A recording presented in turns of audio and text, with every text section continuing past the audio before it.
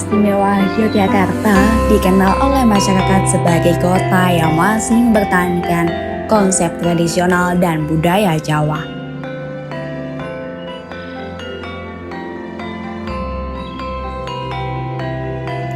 Kota ini menjadi tempat tujuan para pelajar untuk menimba ilmu.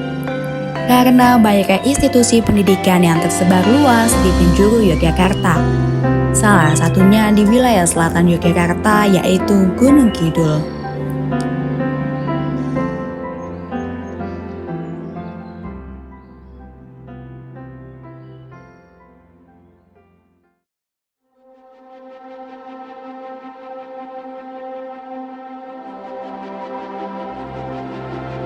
Di Gunung Kidul sendiri, sekolah kejuruan memiliki banyak peminat, di mana lulusan dari pendidikan menengah kejuruan memiliki keterampilan dan kemampuan yang lebih baik pada jurusan yang dipelajari dan hasilnya dapat dipergunakan untuk bekerja secara langsung maupun melanjutkan ke perguruan tinggi.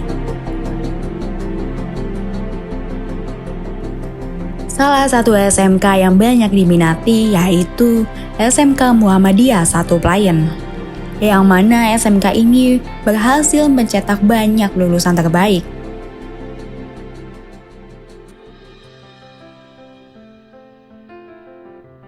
Langkah yang diambil oleh sekolah agar mereka setelah lulus itu sukses, tidak menjadi penganggur. Pertama, mengelompokkan anak-anak kami itu menjadi 3 kelompok. Kelompok yang memang setelah lulus mau bekerja, kemudian kelompok yang setelah lulus mau melanjutkan, kemudian kelompok yang setelah lulus mau berwirausaha. Ini kita kelompokkan, kemudian masing-masing kelompok itu kita beri pendamping. Untuk yang mau bekerja memang sudah didamping oleh Bursa Kerja Khusus, yang di SMK Muhammadiyah 1 Playen itu namanya Bursa Kerja Khusus Mentari. Ini bagi yang bekerja, terus kita informasikan perusahaan-perusahaan yang setelah lulus memang mau bekerja. Bahkan ada yang belum lulus itu sudah diterima di dunia kerja. Ini bagi anak-anak yang memang punya minat yang kuat untuk bekerja. Kemudian yang melanjutkan itu juga kita dampingi, pertama dari guru BK, kemudian yang kedua juga sering mengundang dari perguruan tinggi untuk bisa mendampingi, merencanakan setelah lulus apa saja yang harus dipersiapkan supaya bisa masuk ke perguruan tinggi yang mereka kehendaki. Kemudian yang ketiga, yang siswa ingin berwirausaha, ini kita dampingi menjadi kelompok wirausaha muda, dan ini di bawah bimbingan guru kewirausahaan.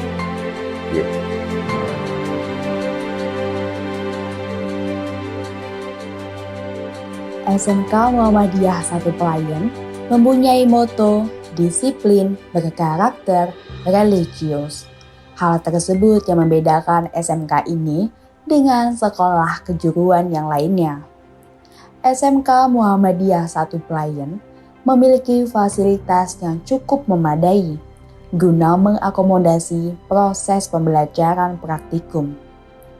Sekolah ini juga memiliki pengembangan minat dan bakat, baik secara akademik maupun non-akademik. Dengan adanya hal tersebut, siswa mampu mengembangkan potensi diri mereka masing-masing. SMK Muhammadiyah 1 Playen memiliki seorang alumni yang telah sukses merintis bidang wirausaha, yaitu Dimas Eka Saputra. Dimas adalah salah seorang alumni yang bisa membuktikan bahwa jurusan yang telah ia pilih ketika menduduki bangku SMK berhasil membawa dirinya merintis usaha bengkel di usia yang muda. Pertama dari hobi, terus kedua dari kegiatan. Karena dulu saya kan dari ayah saya itu kan memang jalan di bisnis travel. Jadi saya itu setiap kali ada apa-apa itu pasti saya yang ini untuk perawatan, entah itu cuman ganti oli, ganti kampas rem, ganti kampas kopling, itu pasti saya. Jadi memang saya sebelumnya udah tertarik sama otomotif begitu. Saya kalau di travel udah ibarat kata dari kecil, Mas. Udah saya dari awal SMP itu udah mulai tertarik lah sama mobil. Awal mula saya masuk SMK itu kan karena ingin sekali saya kerja di PT. Makanya enak kerja di PT, gajian sekian, kerjanya nggak terlalu berat. Waduh, lumayan juga nih gitu kan. Saya daftar di SMK. Setelah lulus SMK, saya itu punya anggapan, makanya saya harus kerja di PT gitu. Tapi karena semua itu nasib, saya itu daftar kemana-mana nggak pernah keterima.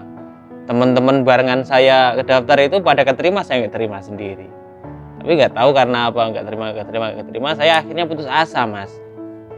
Putus asa, akhirnya yos lah, orang nyambut gawe ning PT ora pakai.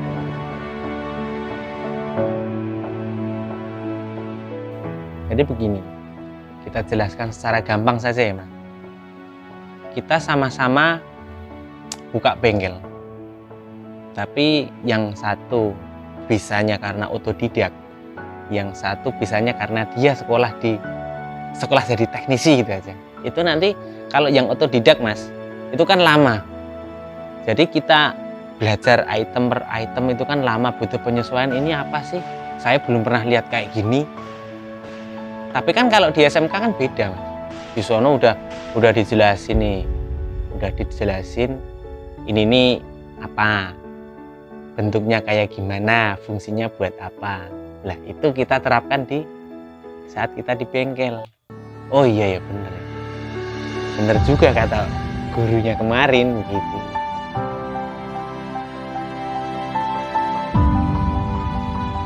Insya Allah kita fasilitasi ya, untuk siswa-siswa bisa berinovasi. Pertama dari kompetensi kalian, kita berusaha terus setiap program studi sesuai kompetensi kaliannya, peralatan praktek kita maksimalkan. Kemudian yang kedua, kegiatan-kegiatan pendukung ya, ekstrakurikuler dan sebagainya juga kita maksimalkan. Kemudian perpustakaan yang didukung oleh IT dan sebagainya kita maksimalkan, sehingga anak-anak itu bisa betul-betul menyalurkan yang menjadi hobinya ya.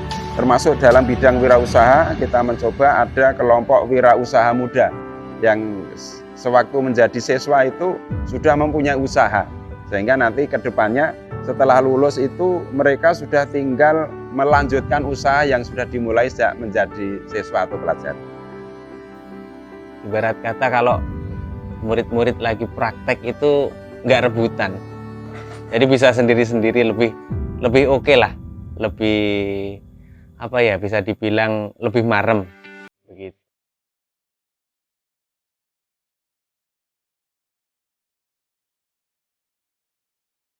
Jadi biar anak itu nanti setelah lulus itu bisa langsung bekerja atau bergerak di bidang usaha, siswa diberikan materi sesuai dengan kompetensi masing-masing. Nanti setelah siswa itu kelas 3, sekolah memanggilkan dari dunia industri untuk memberikan bekal kepada para siswanya yang mau masuk industri. Nah, kalau anak-anak itu yang mau berwirausaha, nanti di sekolah mendatangkan wirausaha yang sukses sehingga untuk memberikan gambaran kalau wirausaha itu seperti itu. Dan misalnya kalau anak itu mau melanjutkan, sekolah mendatangkan dari perguruan tinggi. Sehingga nanti biar anak-anak, karena SMK itu adalah bebas untuk melanjutkan boleh, untuk wirausaha boleh, dan untuk masuk kerja juga boleh. Nah, itu semua akan diberikan fasilitas oleh sekolah. Biar anak-anak termotivasi untuk berprestasi, sekolah akan memberikan reward ataupun beasiswa kepada siswa yang berprestasi. Ibarat kata antara guru sama murid itu sebenarnya jangan sampai ada jarak lah.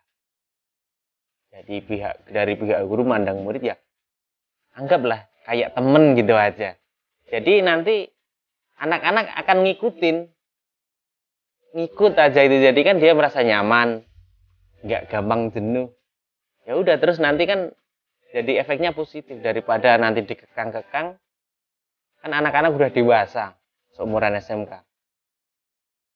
Kenakalan yang sering terjadi biasanya, Mas, kalau anak-anak cowok itu kurang disiplin. Jadi berangkatnya sering telat. Terus kalau ini sering kadang bolos keluar sekolah sih enggak, cuman kadang bolos ya nggak mau ngikutin pelajaran. Atau kadang dia ngerokok di kantin luar gitu. Saya di sini selaku kesiswaan itu menerapkan betul-betul ketat, tata tertib yang ketat, sehingga para siswa saya itu jarang sekali yang terjadi kriminal. Tetapi seandainya ada yang terlibat kriminal, kita anak tersebut kita panggil dan kita interogasi dan sejauh mana tindakan tersebut, sehingga walaupun bagaimana tetap akan kita atasi dan biar nanti kita bisa bekerja sama dengan masyarakat di mana pelaksanaan kriminal tersebut. Soal itu nggak terlalu nggak terlalu signifikan sih sebenarnya. Cuman ya namanya anak-anak sih ya. Memang tingkat kenakalannya lebih agak berisiko SMK daripada SMA sih. Karena kan didominasi laki-laki semua untuk kejuruannya. Terus mungkin ya Mas, ini cuman mungkin ya, cuman kira-kira saya saja. Jadi nakalnya itu karena di sekolah terlalu ketat begitu. Jadi apa-apa dikit ada keterlambatan berapa menit gitu aja udah dihukum. Terus hafalan surat-surat karena kan di Muhammadiyah kan itu suruh ngepel nyapu gitu. Jadi mungkin tertekan sih kalau anak yang kurang, mungkin mentalnya kurang ini, jadi lebih condong lah ke agak nakal atau gimana. Sekolah seperti ini ngapain dikekang-kekang begitu loh. Biasanya kalau pengalaman saya Mas, kalau paling anak-anak itu paling bandel kelas 2. Memang kalau di zaman saya itu kelas 2 yang paling bandel itu. Soal kenakalan kan lebih gimana ya, karena SMK mungkin lebih ketat ya Mas. Itu kan ibarat kata anak-anak jadi agak, kalau dibilang los ya nggak los, dibilang dikekang ya memang dikekang begitu loh. Jadi di saat gimana, anak-anak itu nggak apa ya, jadi nggak mau dikekang, dia malah lebih nakalnya lebih dari SMA begitu loh. Mungkin sebabnya itu karena kan ada beberapa guru kan yang memang semua guru nggak sama Mas karakternya. Ada yang agak kaku, tapi ada yang bisa ini nyeratenin siswa lah. Mungkin yang dapat guru yang agak kaku itu. Harapan saya itu bisa membanggakan kedua orang tua pastinya, bisa membanggakan sekolah-sekolah atau perguruan tinggi yang saya duduki mejanya, dan yang terakhir bisa bermanfaat bagi masyarakat luas. Saya ingin bisa membanggakan kedua orang tua, terus ingin menciptakan lapangan pekerjaan juga dan bermanfaat untuk banyak orang. Tertariknya itu karena kan dulu saya waktu dari SMP itu udah mulai tertarik di bidang otomotif. Terus saya tanya ke temen itu sekolah dari berbagai sekolah SMK di Wonosari Mbak. Itu yang saya banding-bandingin ternyata SMK Muhammadiyah yang paling saya pilih. Karena apa? Karena dari program kejuruannya, dia untuk alat praktek juga lebih komplit, dari guru-guru juga menunjang. Jadi memang saya memilihnya ke sana karena bagaimanapun juga bibit kawit saya di situ. Jadi saya tidak bisa lah melupakan itu semua. Saya jadi begini karena Bapak Ibu guru juga kan. Yang membedakan sekolah SMK Muhammadiyah 1 Pelayan dengan SMK yang lain, seperti moto di SMK Muhammadiyah 1 Pelayan itu disiplin berkarakter religius. Oke, sehingga 3 hal ini kita maksimalkan, kedisiplinan siswa, sesuai dengan budaya industri, kemudian karakter juga bagaimana mereka mempunyai karakter yang baik dibandingkan dengan siswa-siswa sekolah lain, dan religius ini kita tingkatkan pemahaman dan pengamalan keagamaan. Khususnya yang cowok aja ya. Kalau yang cowok nih, khusus yang lulusan, dia cowok lulus, dia harus bisa, paling enggak dia harus bisa kerja. Ada skill ya? Ada skill. Zaman sekarang itu tidak dibutuhkan orang pintar, Mas, tapi orang yang punya keterampilan gitu. Orang pintar banyak, cuman yang nganggur banyak kan. Harapan kami untuk anak-anak kami yang sudah lulus dari SMK itu pertama tidak ada yang nganggur. Ya, jangan sampai anak-anak kami lulus nganggur. Percuma kita mendidik selama 3 tahun nganggur. Sehingga mereka harapannya ke depan sukses sesuai dengan passion mereka. Ya, sesuai dengan passion mereka. Bekerja, melanjutkan ataupun wirausaha. Kalau menurut saya, sukses itu kita memperkerjakan orang lain, bukan kita yang ikut kerja orang. Sesuai kemampuan masing-masing. Kalau di bidang otomotif ya paling tidak ya minimal seperti saya lah, bisa punya bengkel gitu. Intinya kalau orang Jawa bilang nek wong sukses ki ora direh wong. SMK bisa, SMK Jaya, Muspla luar biasa. Film dokumenter ini berfokus dalam memperlihatkan biografi seorang lulusan SMK yang telah sukses. Kesehariannya seperti apa, dan juga bagaimana peran SMK dalam mempersiapkan peserta didik yang akan lulus dan menjadi alumni seperti para alumni sebelumnya yang telah sukses dalam bidangnya. Karena setiap sekolah mempunyai cara sendiri untuk mendidik para siswa agar sukses di kemudian hari. Diharapkannya dengan adanya film dokumenter yang mengangkat pencapaian positif seorang alumni dapat memberikan semangat ataupun motivasi kepada khalayak bahwa dari lulusan sekolah menengah kejuruan juga bisa meraih kesuksesan.